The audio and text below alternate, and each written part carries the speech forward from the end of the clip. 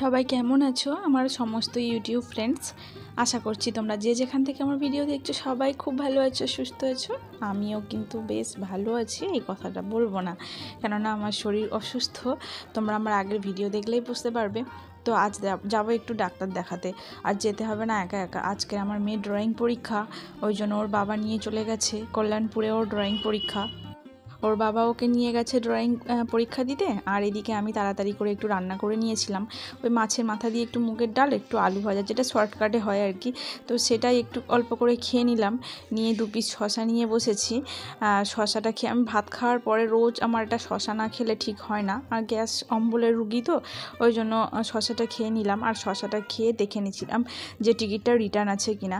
তো তারপর দেখো এই যে রেডি হয়ে গেছি, রেডি হয়ে বেরিয়েও যাচ্ছি, 11টায় ট্রেন।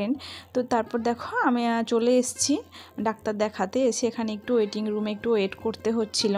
আর এখানে এই যে ডোরটাতে ওই যে হলুদ গেঞ্জি বসে আছে, ওখানে এন্ড্রোস্কোপি করে, যে ডাক্তার এন্ড্রোস্কোপি করে সেই ডাক্তারই আবার আমাদেরকে দেখবে, মানে উনি গ্যাস্ট্রোলজিস্ট।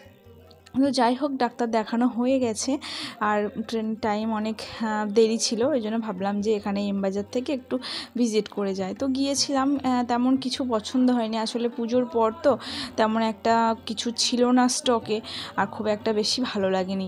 ভালো লাগার মধ্যে ভালো লেগেছিলো এই টেডিগুলো, এগুলো এত সুন্দর লাগছিল কি বলবো, কিনতে ইচ্ছা করছিল, কিন্তু ভাবলাম না থাক, ঘুরতে যাব তো আর কয়েকদিন বাকি।